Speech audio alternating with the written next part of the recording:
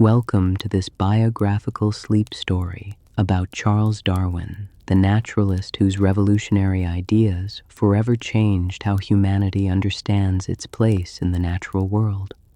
Tonight, we journey through the remarkable life of a curious boy who grew into one of history's most influential scientists, a man whose patient observations aboard a small ship would challenge centuries of established belief. Born into comfortable circumstances in Georgian England, Darwin seemed an unlikely revolutionary. He was no prodigy, no instant genius who dazzled professors with brilliant insights. Instead, he was a collector of beetles, a wanderer along hedgerows, a young man who seemed to disappoint his exasperated father. Yet within him burned an inexhaustible curiosity about the living world, and he possessed something even rarer, the courage to follow evidence wherever it led, even when it challenged everything his society held sacred. As you settle into comfort and prepare for rest, let this story of curiosity, courage, and careful observation carry you through the night. We'll explore Darwin's voyage around the world aboard the Beagle, his decades of meticulous research in rural England, and the momentous day he finally shared his theory of evolution with a skeptical world.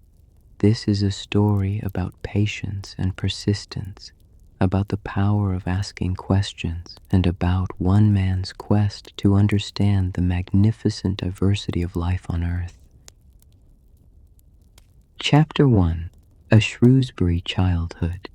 On the 12th of February, 1809, in the comfortable town of Shrewsbury, England, Charles Robert Darwin entered a world on the cusp of transformation. The very same day, thousands of miles away in the wilderness of Kentucky, another child was born who would also change history: Abraham Lincoln. But while Lincoln's path would lead to political revolution, Darwin's journey would revolutionize how humanity understood itself. The Darwin home, called the Mount, stood proudly overlooking the River Severn. It was a substantial house befitting Robert Darwin's status as one of the most successful physicians in Shropshire.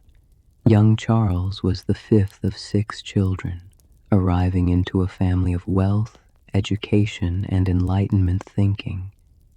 His grandfather, Erasmus Darwin, had been a prominent physician and poet who had actually speculated about evolution in his own writings decades earlier. The seeds of revolutionary thought, it seemed, had been planted in the family tree long before Charles arrived. But the Darwin household was soon touched by tragedy. When Charles was only 8 years old, his mother Susanna died, leaving him with fragmented, fading memories of her warmth. His older sisters, particularly Caroline, took over much of his care, trying to fill the maternal void. The loss left its mark on young Charles, though he rarely spoke of it in later years.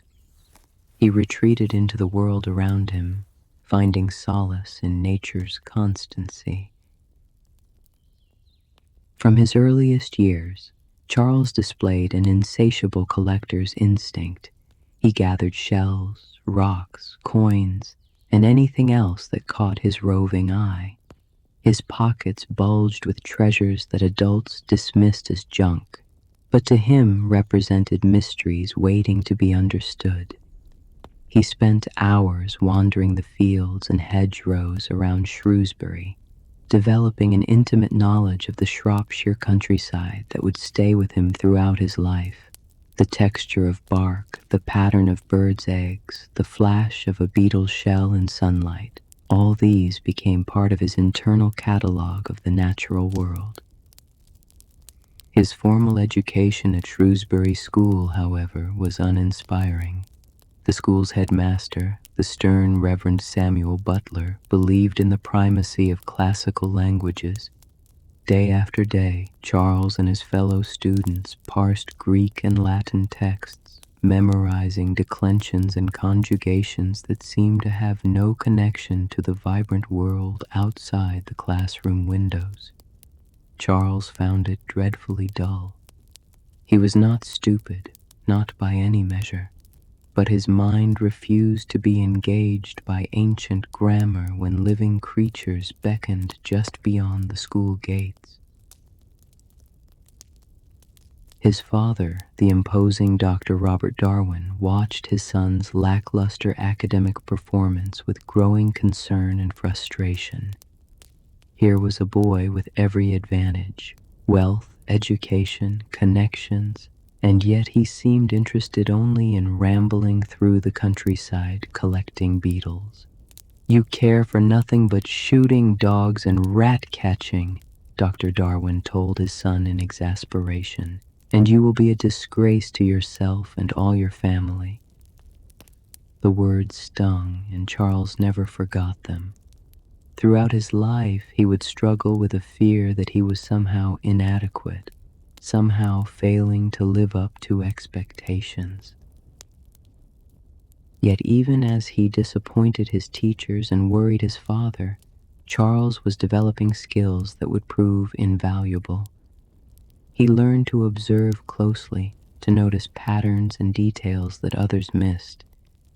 He taught himself to be patient, to watch and wait for nature to reveal its secrets. And perhaps most importantly, he was learning to think independently, to trust his own observations even when they contradicted received wisdom. He also formed what would become a lifelong passion for shooting in the outdoors. The autumn months brought shooting season, and Charles would spend entire days tramping through fields with his gun, testing his eye and his reflexes against the quick flight of game birds. It wasn't bloodlust that drove him, but rather the challenge and the opportunity to be immersed in the natural world. Each outing was a lesson in ecology, though he didn't yet have that word for it. Observing which birds frequented which habitats, how weather affected their behavior, how the landscape shaped the distribution of life. The boy who seemed such a disappointment in the classroom was actually receiving an education far more valuable than Latin grammar. He was learning to read the book of nature, written in the language of mountains and mockingbirds, of fossils and finches, and though neither he nor anyone else yet knew it, that education would matter more than all the classical languages in the world. Chapter 2: False Starts and Medical School. In 1825, at the age of 16, Charles Darwin left Shrewsbury for Edinburgh, Scotland's ancient capital and home to one of Europe's finest medical schools. Dr. Robert Darwin had decided his younger son would follow him into the medical profession. It seemed a sensible plan. The Darwin and Wedgwood families were well connected and wealthy. Charles would have patients from the start, and medicine would provide him with a respectable career and a comfortable life. Charles himself was not enthusiastic about the prospect, but dutiful sons did not argue with imposing fathers. Edinburgh in the 1820s was a city of contrasts. The elegant Georgian streets of the new town spoke of Enlightenment rationality and Scottish prosperity, while the medieval tangles of the old town retained their ancient, brooding character. The university was a center of medical innovation, and the city's intellectual life buzzed with debate and discovery. It should have been thrilling for a curious young mind. But Charles found medical education horrifying. The lectures were indescribably dull, droning affairs that seemed designed to test the limits of human endurance. Worse still were the practical components of training. This was an era before anesthesia, and the operating theater was a chamber of horrors where patients were held down, screaming, while surgeons worked with desperate speed. Charles attended 2 operations and found them unbearable. He fled from the second before it was completed, and the scenes haunted his dreams. He would never witness another operation. The realization settled over him gradually but inexorably. He could not be a doctor. The sight of blood and suffering affected him too deeply. His sensitive nature, which would later serve him so well as an observer of the natural world, made him unfit for the brutal realities of early Victorian medicine.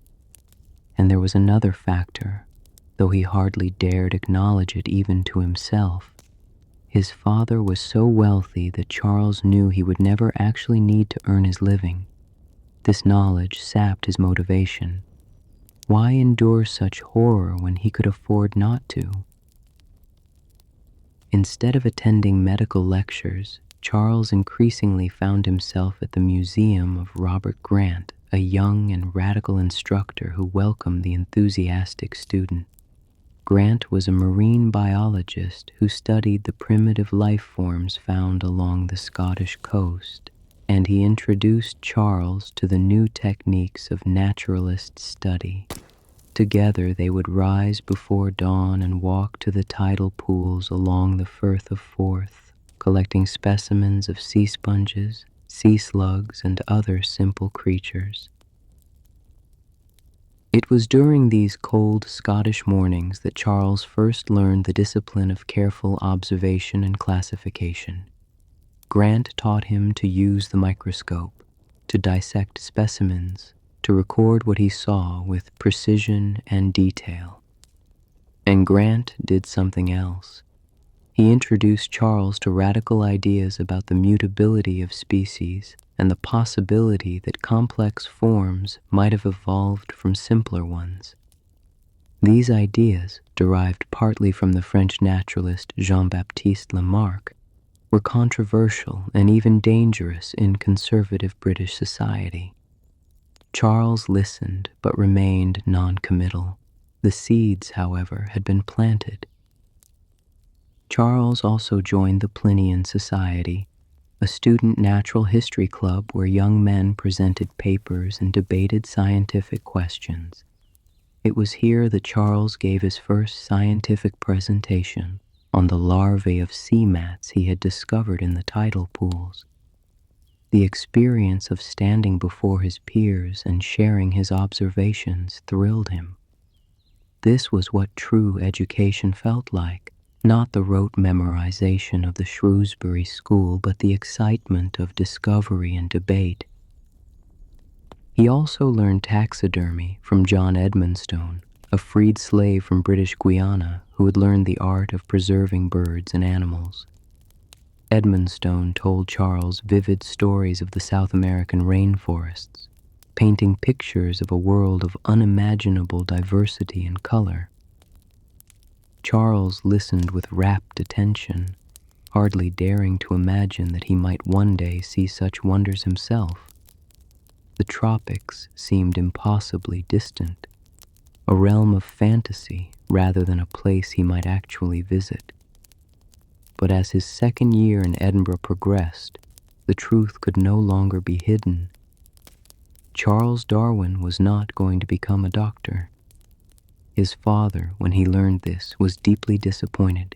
He had tried to guide his son toward 2 careers now, medicine but as his second year in Edinburgh progressed, the truth could no longer be hidden. Charles Darwin was not going to become a doctor. His father, when he learned this, was deeply disappointed. He had tried to guide his son toward 2 careers now, medicine and there remained one respectable option for a gentleman with no particular vocation, the Church of England. A country parsonage would provide a modest living, require no great intellectual exertion, and leave plenty of time for the natural history pursuits that Charles clearly preferred to serious work. It was not a glorious destiny, but it was respectable, and so it was decided. Charles would go to Cambridge University to study divinity and prepare for life as a country clergyman. Charles himself accepted this future without much enthusiasm, but also without much resistance. He had no particular religious calling, but he had no particular objection to the church either. He believed in God in the vague, comfortable way of most educated Englishmen of his class. And if being a clergyman meant he could spend his days studying beetles and going shooting, it seemed tolerable enough. As he left Edinburgh for Cambridge in 1828, Charles had no idea that he was about to take steps towards something far more extraordinary than a quiet parsonage. The false starts and failed expectations would soon reveal themselves as necessary detours on the path to his true calling. Chapter 3. Cambridge and the Beetle Collector. Cambridge in the late 1820s was less a place of serious study than a finishing school for young gentlemen. While some students applied themselves to scholarship, many others saw the university primarily as an opportunity for hunting, dining clubs, and social connections. Charles Darwin fell somewhere between these extremes. He attended enough lectures to get by in his theological studies, which he found neither particularly difficult nor particularly interesting, but his real passion was reserved for natural history. He quickly fell in with a set of sporting companions who shared his love of shooting and the outdoors. The social side of Cambridge suited him. He was gregarious, good-natured, and had enough wealth to participate fully in the gentlemanly pursuits that marked university life. He joined the Glutton Club, a dining society dedicated to eating strange and exotic birds, trying everything from hawks to herons. He also developed a taste for fine wine and good company, hosting regular parties in his rooms. But running parallel to this conventional social life was a deeper current of scientific passion. Charles became, as he himself later admitted, absolutely obsessed with collecting beetles. This was not an unusual hobby among Victorian gentlemen. Beetle collecting was a respectable and even fashionable pursuit, but Charles took it to extremes. He would spend entire days searching the fens around Cambridge, turning over logs, examining tree bark, scouring hedgerows. His dedication produced results. On one occasion, he pulled away bark from an old tree and discovered 2 rare beetles, one in each hand. Then he spotted a third, even rarer species. Unwilling to lose any of them, and with both hands occupied, he popped one beetle into his mouth for safekeeping. Unfortunately, the beetle secreted a noxious defensive fluid that burned so badly Charles had to spit it out, losing all 3 specimens in his haste. The story became legendary among his friends, but it illustrated something important about Charles. When he cared about something, he pursued it with total commitment. His growing reputation as a naturalist brought him to the attention of John Stevens Henslow, the professor of botany. Henslow was everything a scientific mentor should be: brilliant, generous, patient, and genuinely interested in cultivating talent in others. He saw potential in the enthusiastic young beetle collector and took him under his wing. Charles began attending Henslow's lectures and, more importantly, his legendary Friday evening gatherings where Cambridge's scientific community discussed the latest discoveries and debated pressing questions. These evenings were revelatory for Charles. Here were men who took natural history seriously, who saw it not as a gentleman's hobby but as a profound intellectual pursuit. Here were debates about geology, about the age of the earth, about the distribution of species. Here was a community of minds dedicated to understanding the natural world through careful observation and rational inquiry. Charles attended these gatherings so regularly that he became known around Cambridge as the man who walks with Henslow. It was an association he treasured. Henslow introduced Charles to the work of other great naturalists, including Alexander von Humboldt, whose personal narrative describing his travels in South America became Charles's favorite book. He read and reread Humboldt's vivid descriptions of tropical forests, of mountains and rivers, of exotic plants and animals. The book awakened a powerful wanderlust in him. He began dreaming of his own voyage to distant lands, his own discoveries waiting to be made. He also encountered the work of William Paley, particularly natural theology, which argued that the complexity and perfect adaptation of living things proved the existence of a divine designer. Paley's argument from design, the famous analogy of finding a watch and inferring a watchmaker, seemed completely convincing to Charles at the time. How could the intricate structure of the eye, perfectly designed for seeing, or the wing of a bird, perfectly designed for flight, be anything but the work of a conscious creator? The alternative seemed not just wrong, but absurd. Through Henslow, Charles also met Adam Sedgwick, the professor of geology. Sedgwick was planning a geological expedition to Wales, and at Henslow's suggestion, invited Charles to accompany him. It was Charles's first real experience of field geology, and it fascinated him. Sedgwick taught him to read the landscape, to see in the arrangement of rocks the history of ancient seas and volcanic eruptions, of mountains thrust up and worn away over unimaginable spans of time. The trip to Wales in the summer of 1831 was supposed to be a pleasant culmination of Charles's time at Cambridge. He had passed his examinations, though not brilliantly, and was now theoretically qualified to become a clergyman. The plan was for him to take a modest parish, probably in rural Shropshire, where he could tend his flock, collect his beetles, and live out a quiet, respectable life. But when he returned home to Shrewsbury from Wales on the 29th of August, 1831, a letter was waiting for him. The letter was from John Henslow, and it would change the entire course of Charles Darwin's life. Chapter 4. The Beagle's Invitation.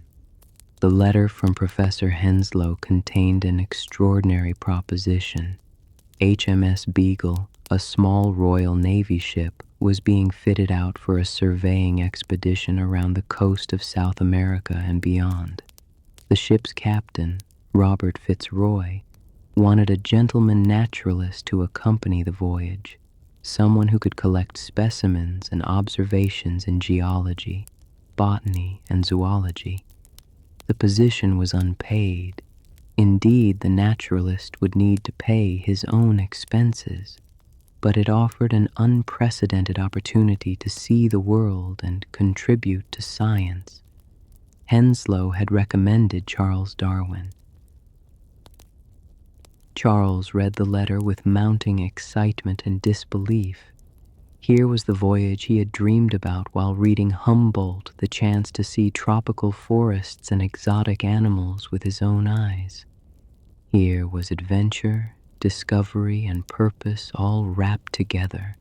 He immediately wanted to accept. But there was a formidable obstacle: Dr. Robert Darwin.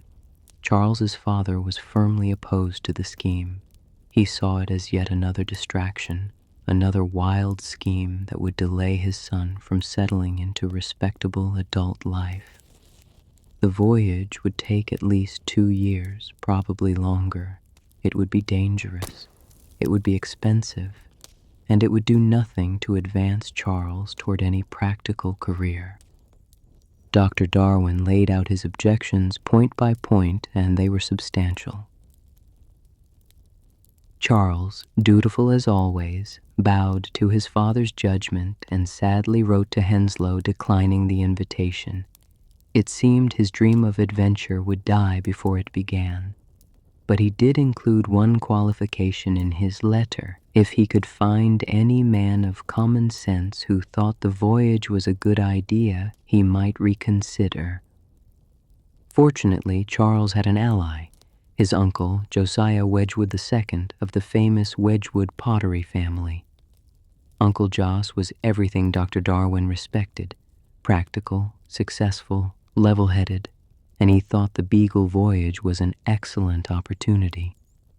He wrote a careful letter to Dr. Darwin, addressing each objection methodically and rationally. The voyage would be educational. It would give Charles maturity and experience. It might even be useful for a future clergyman to understand more of God's creation. The argument that finally swayed Dr. Darwin was probably simpler. Uncle Jos thought it was a good idea, and Dr. Darwin trusted his judgment. Permission was granted. Charles could go on the voyage. Years later, Charles would write that his life might have been entirely different if not for his uncle's intervention. The quiet country parson he had been preparing to become would never exist. Instead, the world would get Charles Darwin, revolutionary naturalist. But there remained one more hurdle. Charles had to meet Captain Fitzroy and be approved for the position. Fitzroy was an aristocrat, a descendant of King Charles II, and he had very particular ideas about the type of gentleman suitable for the close quarters of a long voyage. The two men met in London, and the interview did not go smoothly at first. Fitzroy was a devotee of physiognomy, the pseudoscience that claimed to judge character from facial features. He later admitted he had nearly rejected Charles because the shape of his nose suggested a lack of determination. Fortunately, they talked long enough for Fitzroy to realize that Darwin was intelligent, enthusiastic, and pleasant company. The nose was forgiven. Charles Darwin was appointed naturalist to HMS Beagle. The Beagle itself was tiny, just 90 feet long, and Charles's accommodation was cramped beyond belief. He would share the captain's cabin, sleeping in a hammock slung over the chart table. His space was so limited that he had to remove some of the drawers to create room to stretch his legs. But he didn't care about the discomfort. He was going on a voyage around the world. The ship was supposed to sail in October 1831, but delays pushed the departure back again and again. Charles waited impatiently in Plymouth, where the Beagle was anchored, spending his time collecting specimens and making final preparations. He also experienced his first bout of seasickness while the ship was still in harbor, which should have been an ominous sign. Finally, on the 27th of December, 1831, HMS Beagle left Plymouth Harbor and headed out into the Atlantic. Charles was 22 years old, untried, still uncertain of his place in the world. The voyage that lay ahead would test him in ways he couldn't imagine, and would provide him with observations and insights that would ultimately revolutionize biology. As England faded behind them and the gray Atlantic swells rolled ahead, Charles Darwin stood on deck, simultaneously exhilarated and terrified. He had no idea that this little ship would carry him toward his destiny. Chapter 5: Voyage of Discovery. The first weeks aboard HMS Beagle were misery for Charles Darwin. The ship pitched and rolled in the Atlantic swells, and he was catastrophically seasick. He lay in his hammock, unable to eat, unable to work, unable to do anything but endure the nausea that seemed it would never end. He began to wonder if he had made a terrible mistake. But when the Beagle finally reached land, first the Cape Verde Islands off the coast of Africa, then Brazil, Charles discovered that any amount of suffering at sea was worth the revelation of the tropics. He stepped onto Brazilian soil at Bahia in late February 1832 and found himself in a living cathedral of green. The tropical rainforest was everything Humboldt had promised and more. The profusion of life, the explosion of color, the sheer exuberance of nature in this place overwhelmed him. He spent every moment he could collecting specimens, insects, plants, birds, rocks. Everything was new, everything was fascinating. He worked with an intensity that amazed even himself, driven by the terrifying thought that he might miss something important. At night, he would sit in the cramped cabin organizing his specimens, writing detailed notes by lamplight while the ship rocked beneath him. His notebooks filled with observations, sketches, and questions. But it wasn't just the natural world that struck him. He was also confronted with the brutal reality of human slavery. Brazil in 1832 was a slave society, and Darwin witnessed scenes that appalled him. He saw enslaved people beaten, saw families torn apart at markets, saw human beings treated as property. Coming from a family of abolitionists, his grandfather Josiah Wedgwood had been a prominent anti-slavery campaigner. Charles found it unbearable. He argued about it with Captain Fitzroy, who was more ambivalent about slavery, and the two men nearly ended their friendship over it. As the Beagle continued south along the coast of South America, Darwin began to develop his skills as a geologist. He examined the rocks and fossils he found with increasing sophistication, applying the principles he had learned from Sedgwick, and he made a discovery that puzzled him deeply. He found fossils of seashells high in the mountains, far above sea level. The rocks told a story of violent upheaval, of land that had once been sea floor thrust upward by unimaginable forces. In Argentina, he discovered something even more startling: enormous fossils of extinct animals. He unearthed the bones of giant ground sloths, massive armadillo-like creatures, and other prehistoric monsters. What struck him most forcefully was that these extinct animals closely resembled the living animals of South America, just scaled up to enormous proportions. Why would God create giant versions of animals and then let them go extinct, only to replace them with smaller but remarkably similar versions? The question nagged at him. The voyage settled into a rhythm. The Beagle would spend weeks or months surveying a stretch of coast while Darwin made long expeditions inland.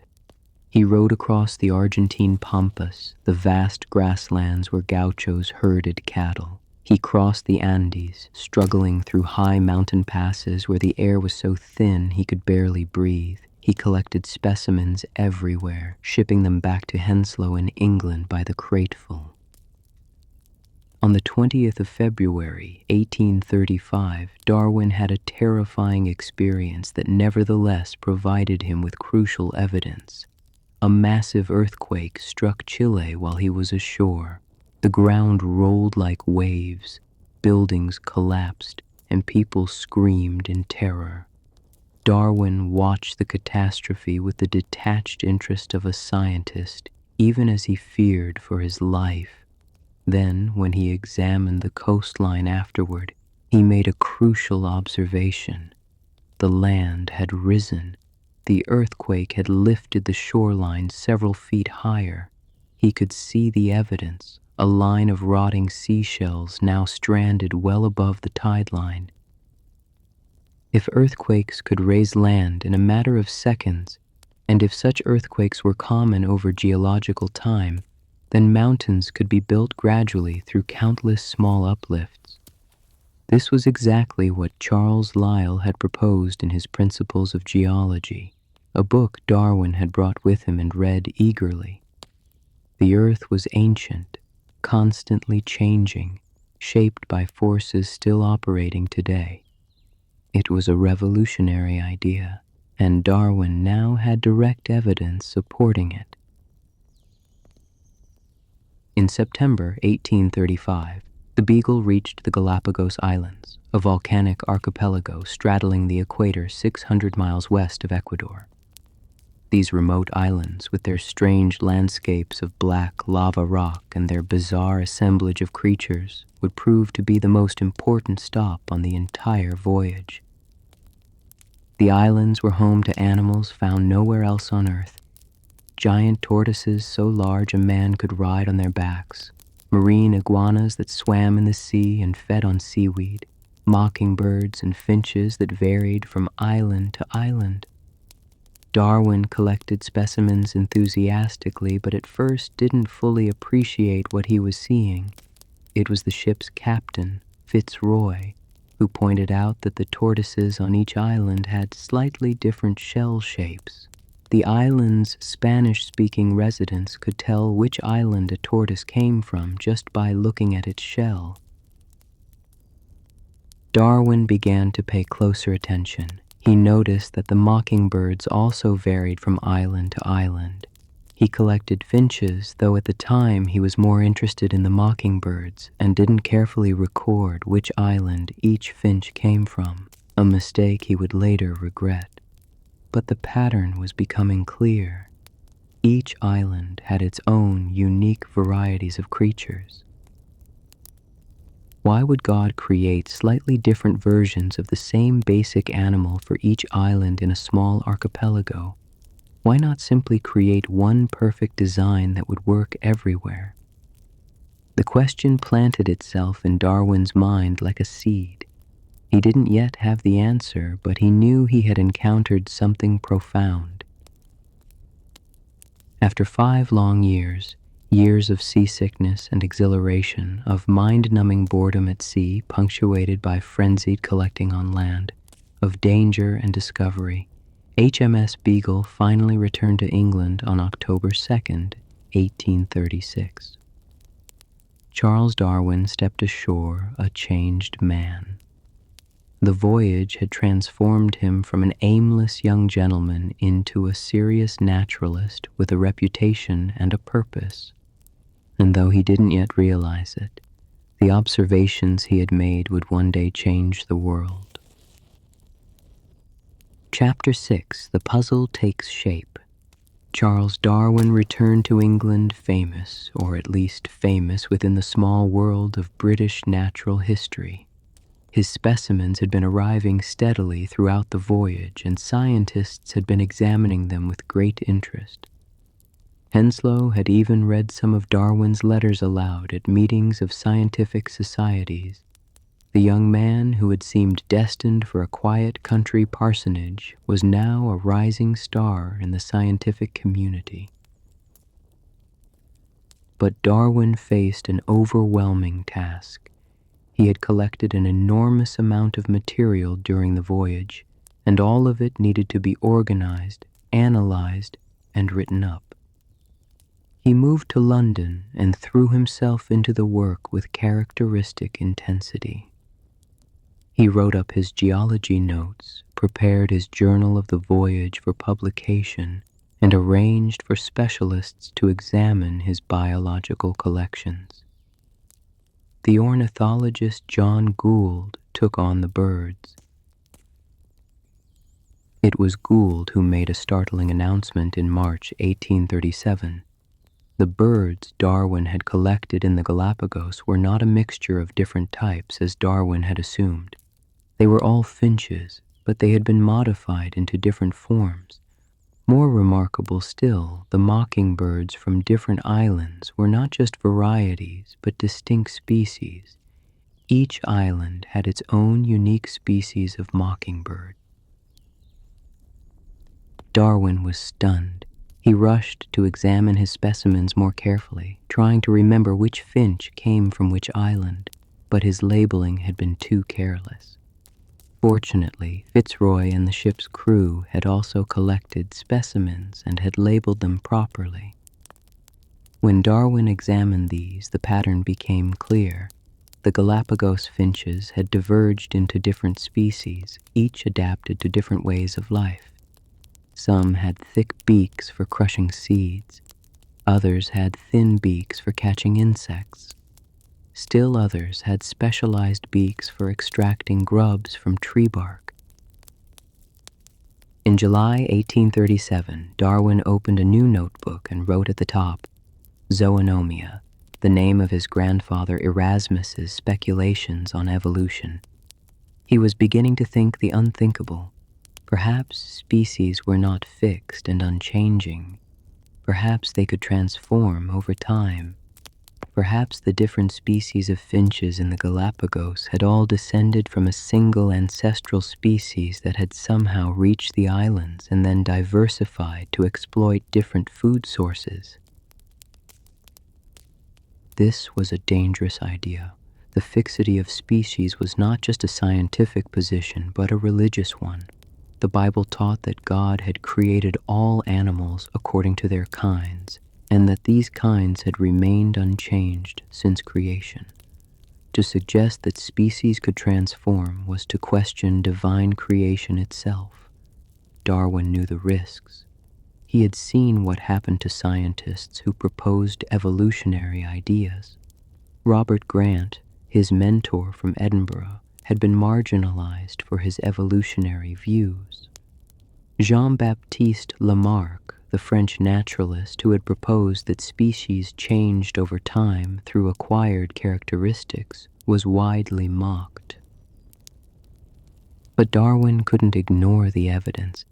The fossils of South America, so similar to living forms yet clearly distinct, the geographic distribution of species, with each region having its own unique animals, the Galapagos especially with each island having its own species, and most tellingly the presence of useless or rudimentary organs, like the tiny wing bones in flightless birds or the remnants of leg bones in whales. These made no sense if animals had been specially created for their current way of life, but they made perfect sense if species had evolved from different ancestors.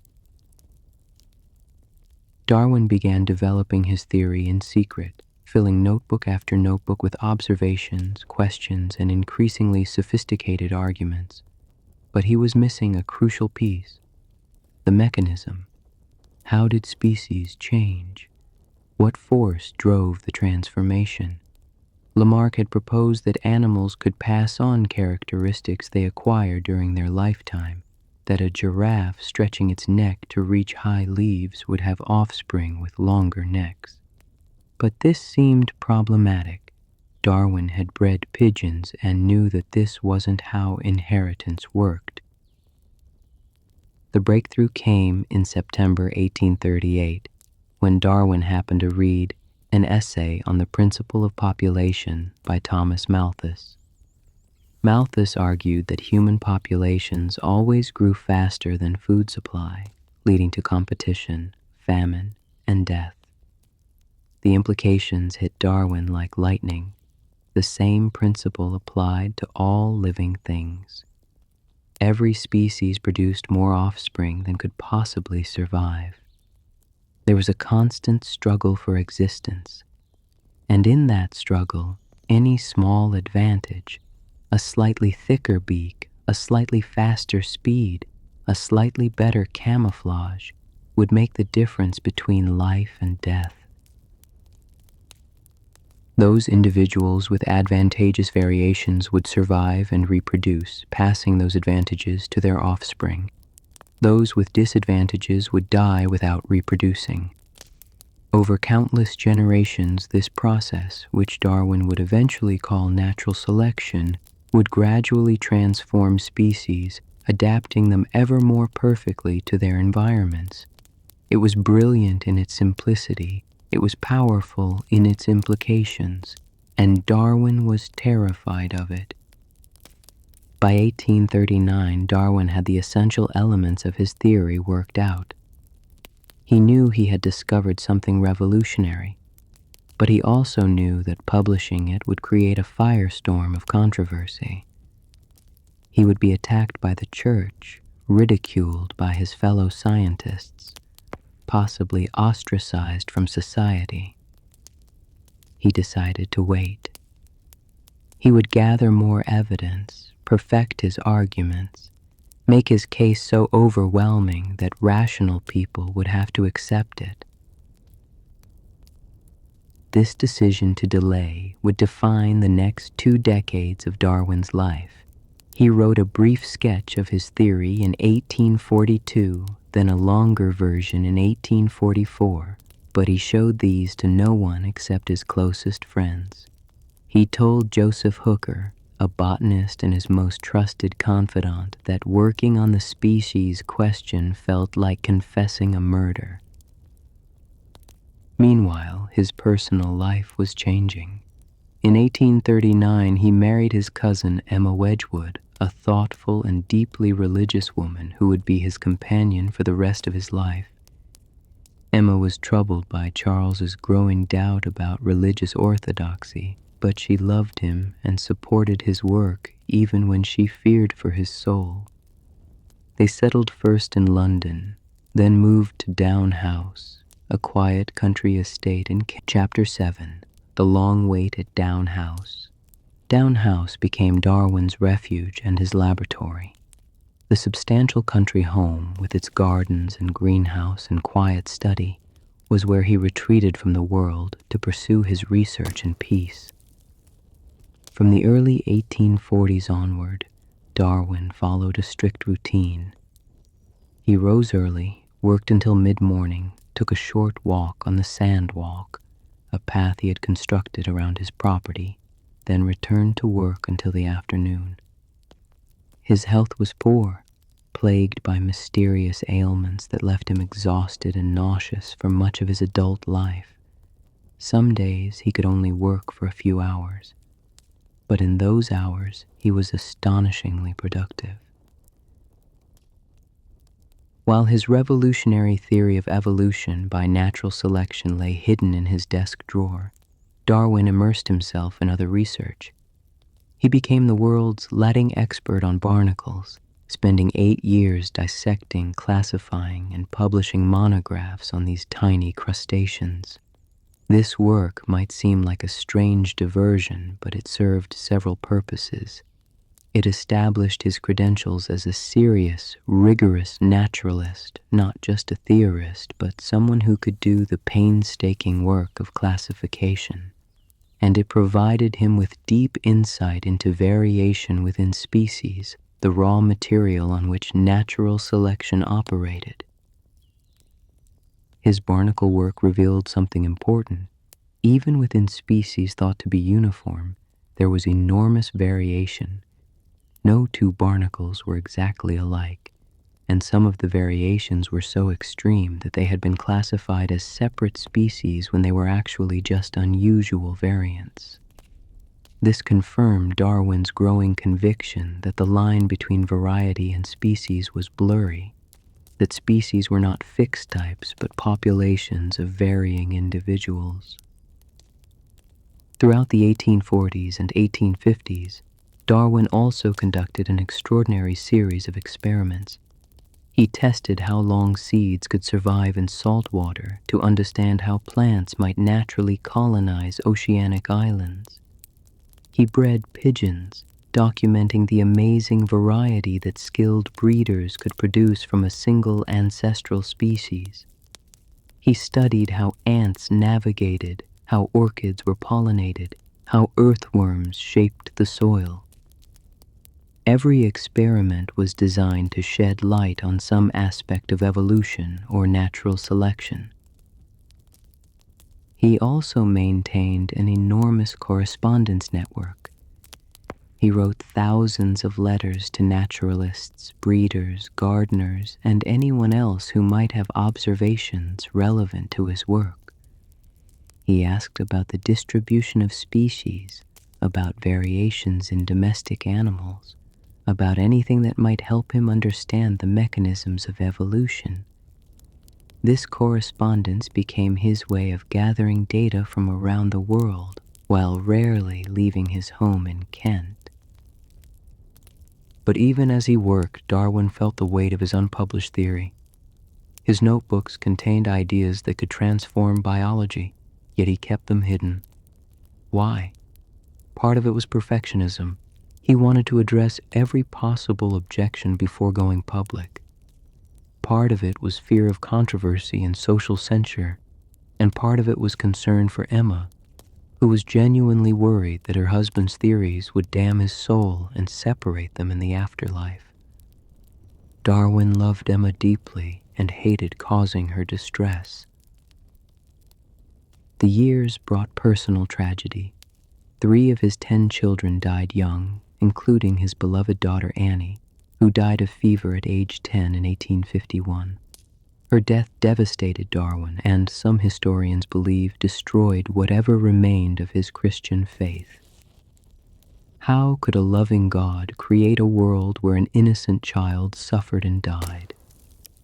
The problem of pain and suffering, which he had observed throughout nature, the wasp larvae eating caterpillars alive, the brutal competition for survival, seemed incompatible with divine benevolence.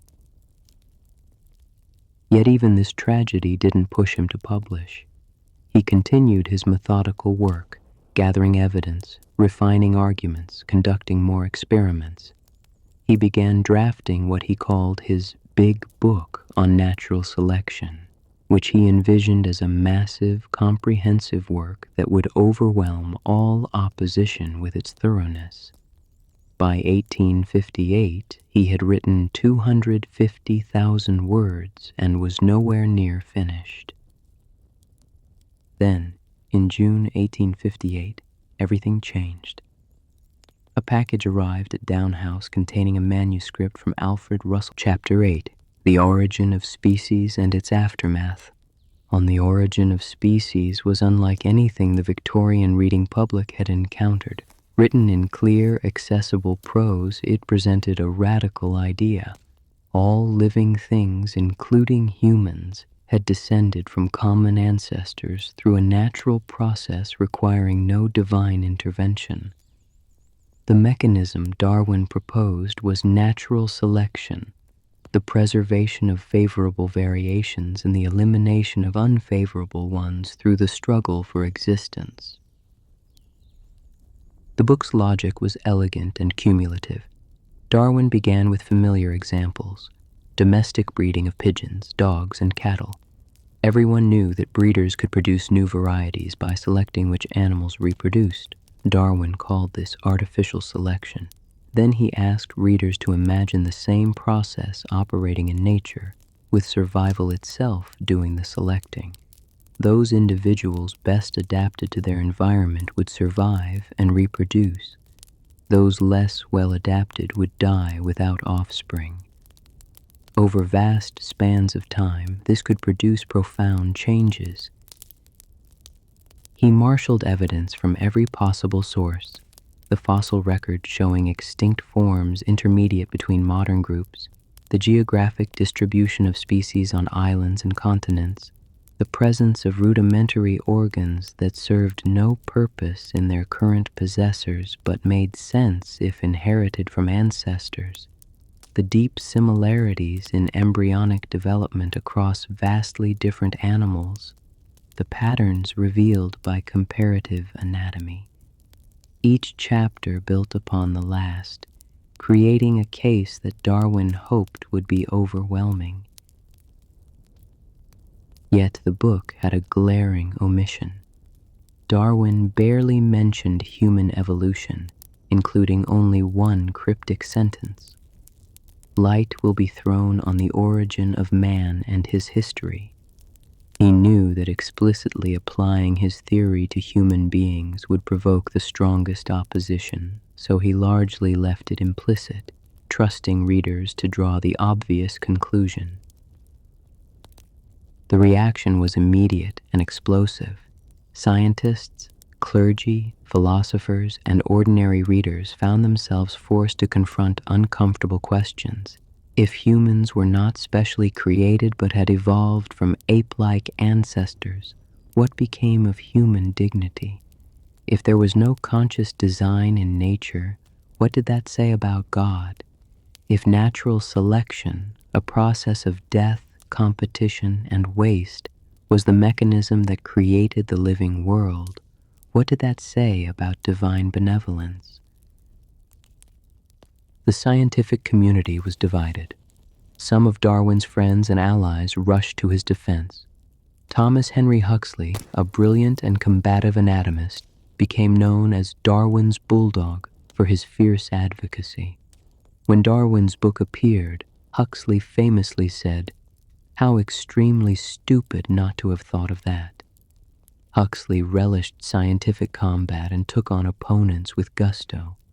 Joseph Hooker and Charles Lyell also supported the theory, though Lyell struggled with applying it to humans. But other prominent scientists rejected evolution vehemently. Richard Owen, Britain's leading anatomist and paleontologist, became one of Darwin's most persistent critics. Adam Sedgwick, Darwin's old geology teacher, wrote that reading The Origin had given him more pain than pleasure, and that parts of it were utterly false and grievously mischievous. Louis Agassiz, the great American naturalist, rejected it completely. The most famous confrontation came at the British Association meeting in Oxford in June 1860. Samuel Wilberforce, the Bishop of Oxford, gave a speech attacking Darwin's theory. Huxley was in the audience, and according to legend, Wilberforce made a fatal mistake. He asked Huxley whether he was descended from an ape on his grandfather's side or his grandmother's side. Huxley rose and delivered a devastating response, saying he would rather be descended from an ape than from a man who used his gifts to obscure truth. The audience gasped. The exchange became legendary as a symbol of science triumphing over religious prejudice, though historians now question whether it happened quite that way. Darwin himself remained largely at Down House during these controversies. His health, always fragile, worsened under the stress. He suffered from terrible nausea, heart palpitations, and exhaustion. Some modern doctors believe he had Chagas disease, contracted from an insect bite in South America. Others think his symptoms were psychosomatic, caused by the stress of his work and his constant anxiety. Whatever the cause, he was often too ill to participate directly in the debates his book had sparked. Instead, he worked on subsequent editions of The Origin, refining his arguments and responding to criticisms. He also began work on other books that expanded on themes only briefly touched in The Origin. The Variation of Animals and Plants Under Domestication appeared in 1868, providing exhaustive detail on domestic breeding. Chapter 9, The Final Years. By the late 1870s, Charles Darwin had become one of the most famous men in the world. His name was synonymous with evolution, and his ideas had penetrated far beyond the scientific community. Novelists, poets, philosophers, and theologians all grappled with the implications of Darwinism. Some saw it as liberating, freeing humanity from superstition. Others saw it as dangerous, undermining morality and meaning. Darwin himself, now in his 70s, tried to stay above these debates and focus on his work. At Down House, his daily routine remained largely unchanged. He woke early, worked for a few hours, walked the sandwalk, worked a few more hours, and spent evenings with Emma and whichever of his children were visiting. His health remained poor, and he was often confined to bed or able to work only in brief spurts. Yet his mind remained sharp, and his curiosity never dimmed. He corresponded with scientists around the world, following new discoveries with keen interest. He was pleased to see his ideas gaining acceptance, though he remained modest about his role. When people praised him as a genius, he demurred, insisting he was simply a man who had worked hard and been fortunate in his observations. "I have no great quickness of apprehension or wit," he once wrote.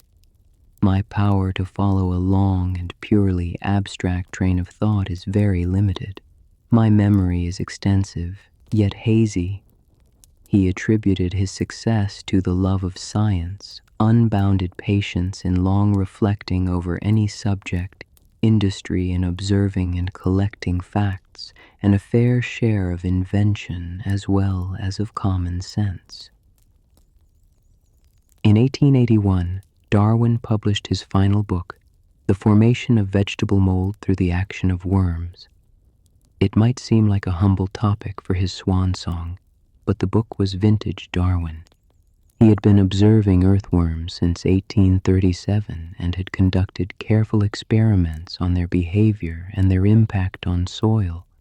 The book demonstrated that these humble creatures, through their patient, invisible labor over generations, gradually transformed the landscape, burying stones and ruins beneath layers of soil.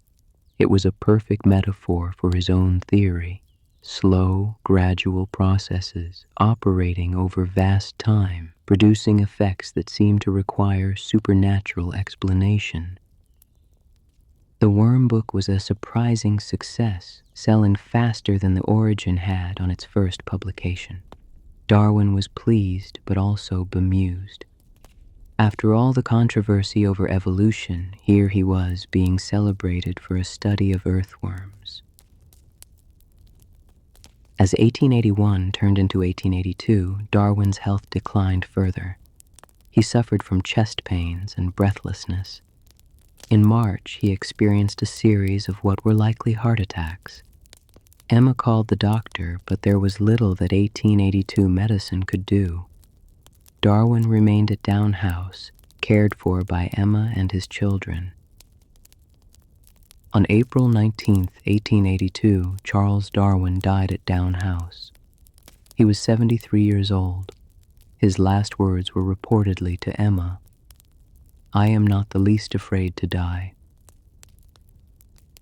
Darwin had requested a quiet burial in the village churchyard at Down, near his home and his sandwalk. But the scientific community had other ideas. A campaign quickly emerged, led by his friends and admirers, to have Darwin buried in Westminster Abbey, the great London church where Britain's most honored citizens were laid to rest. It would be a powerful symbol. The man whose ideas had seemed to challenge Christianity would be buried in the nation's most sacred church. The church authorities agreed, and on April 26th, Darwin was buried in Westminster Abbey, just a few feet from the grave of Isaac Newton. The ceremony was attended by representatives from scientific societies around the world. The pallbearers included some of Britain's most eminent scientists, as well as representatives from the American Embassy and the French Academy of Sciences. Alfred Russel Wallace was there, the man who had independently discovered natural selection and had always generously deferred to Darwin's priority. The burial in Westminster Abbey was remarkable not just for the honor it conferred, but for what it represented. Victorian Britain was deeply religious, and evolution by natural selection had seemed to many a direct challenge to faith. Yet here was the Church of England embracing Darwin, acknowledging that his search for truth had been a legitimate and even noble endeavor. Not everyone was pleased, of course. Some religious conservatives were scandalized that a man who had questioned biblical literalism should be honored in such a way, but their objections were drowned out by the widespread recognition that Darwin had fundamentally changed human understanding. Chapter 10: Legacy and the Darwinian Revolution. Charles Darwin's death did not end the debates over his ideas, but it did mark the moment when evolution became the dominant paradigm in biology. By 1882, the basic fact of evolution, that species changed over time and shared common ancestors, was accepted by virtually all working scientists. The mechanism of natural selection was more controversial, and it would take several more decades before it was fully vindicated. But the Darwinian revolution was essentially complete. The impact of Darwin's ideas extended far beyond biology. Evolution transformed how people thought about everything from morality to politics, from religion to art. The realization that humans were not separate from nature, but part of it, that we had evolved from earlier forms through natural processes, forced a fundamental reconsideration of what it meant to be human. In philosophy, Darwinism contributed to the decline of essentialist thinking, the idea that things had fixed, eternal natures. If species could change and grade into one another, then perhaps categories in general were less fixed than people had assumed. This had implications not just for biology, but for how people thought about society, morality, and meaning. In literature and the arts, evolutionary ideas sparked new interest in humanity's place in nature and our relationship to the animal world. Writers like Thomas Hardy and George Eliot grappled with the implications of living in a Darwinian universe. Later, modernist writers would use evolutionary themes to explore questions of identity and change. Unfortunately, Darwin's ideas were also misused. The late 19th and early 20th centuries saw the rise of so-called social Darwinism, which tried to apply evolutionary concepts to justify social inequality, imperialism, and racism. Thinkers like Herbert Spencer argued that society should be organized according to survival of the fittest, a phrase Spencer coined, not Darwin, and that helping the poor or weak interfered with natural selection. These ideas culminated in the horrors of eugenics programs and eventually contributed to the ideological foundations of Nazism. Darwin himself would have been appalled by these applications. He had argued in The Descent of Man that sympathy and cooperation were important evolutionary adaptations, and that civilization's glory lay in caring for the vulnerable. But once ideas enter the world, their originators cannot control how they are used. In science, Darwin's ideas continued to develop and expand. The early 20th century saw the rediscovery of Gregor Mendel's laws of inheritance, which initially seemed to conflict with Darwinian evolution, but eventually provided the missing mechanism Darwin had lacked, a clear understanding of how traits were inherited. The fusion of Mendelian genetics with Darwinian selection in the 1930s and 40s, known as the modern synthesis, created the framework that still guides evolutionary biology today. The discovery of DNA's structure in 1953 by Watson and Crick provided even stronger evidence for evolution, revealing the molecular mechanism of inheritance Darwin had never known. And as genetic sequencing technology advanced, scientists could literally read the evolutionary history written in DNA, confirming Darwin's predictions about common ancestry with stunning precision. Today, evolution by natural selection is not just a theory, but the central organizing principle of biology. As the geneticist Theodosius Dobzhansky famously wrote, "Nothing in biology makes sense except in the light of evolution.